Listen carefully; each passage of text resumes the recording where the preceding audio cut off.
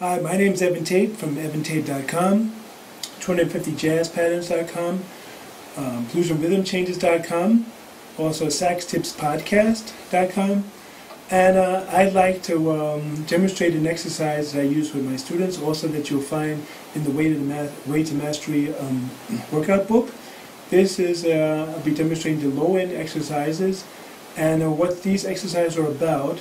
They're not only a technical exercise, but it's also an exercise for your embouchure, and it's an exercise for your embouchure, and it's also to help your reading ability also in the lower end, and yeah, basically also for flexibility. So let's get on to it. With the lower end exercises, what happens here is that I'm only going to be playing the last 5 notes on the bottom of the horn. I'll be starting on F and playing down first to B. It goes like this.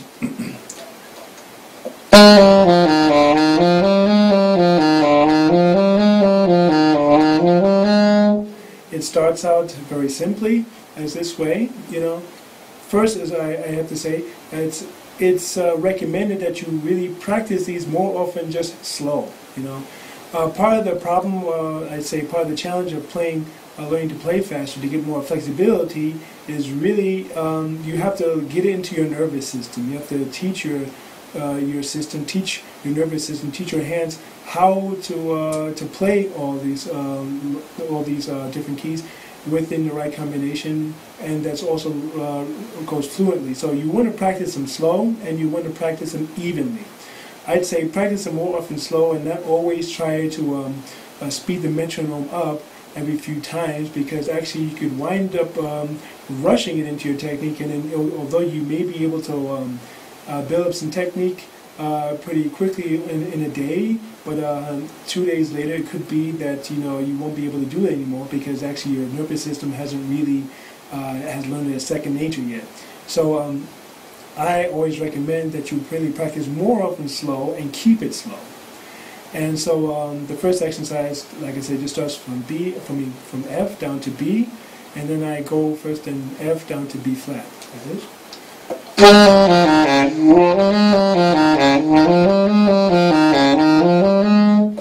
Now I explained also that this exercise is also an embouchure exercise. Now, how is it an embouchure exercise?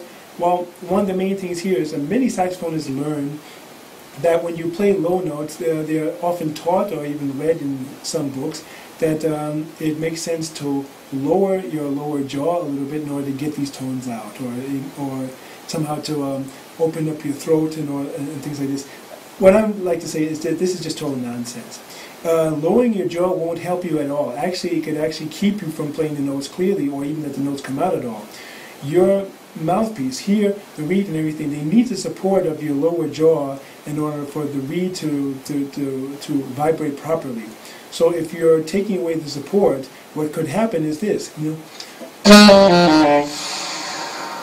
that again, the note will just wind up disappearing because there's no support for it. So as long as when you're playing these exercises, as long as you can hear all the notes that you're playing in the lower end, your embouchure is in a stable position. You're not lowering your jaw. The moment that one or the other note disappears, most of the time low C or low B or low B flat, if they disappear, this is just an indication that at that moment that your jaw, your lower jaw gave way. And so you want to prevent that. And so you want to be able to keep a steady jaw position, keep one embouchure, and then and learn to play it that way. Continue on, adding E flat.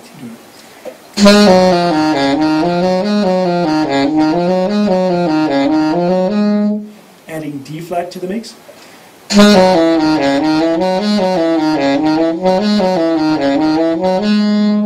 Adding C flat to the mix.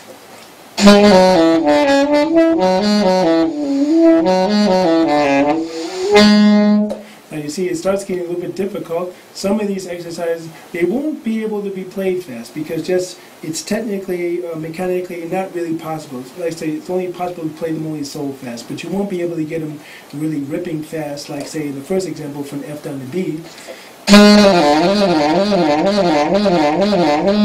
I mean, or the I mean, that only comes from years of slowly practicing. But when it comes down, you start adding more accidentals and into low range, where you have to do a lot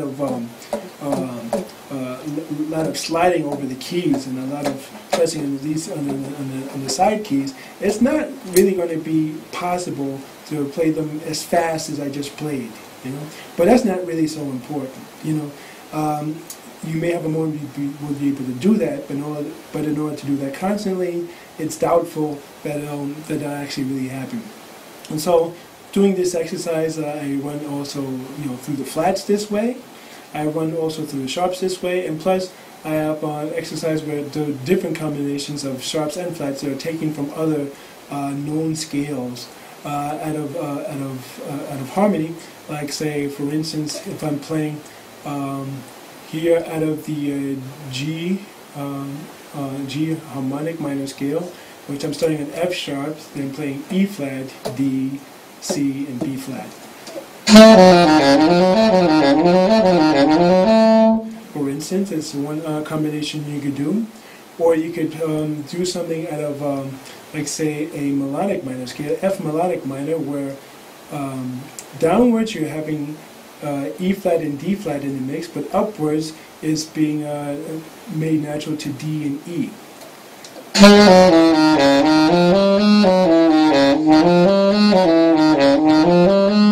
For instance. So the thing is, you want to try as many different combinations as possible in order to develop your technique. And, you know, if you can develop your technique slowly in the lower end, it actually helps your intonation and your tuning and your embouchure for playing higher up on the horn. So in order to get these exercises yourself, I have here a download link that you can have this exercise and print it out. It's a PDF file. And I hope you enjoyed this short little video on the low end exercise.